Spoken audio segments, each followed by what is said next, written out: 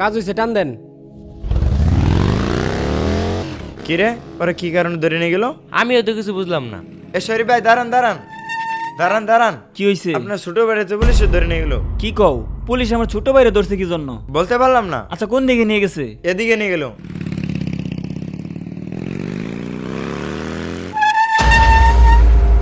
কি ব্যাপার সারোয়ার সাহেব, এরা আমাদের রাস্তা আটকালো কেন?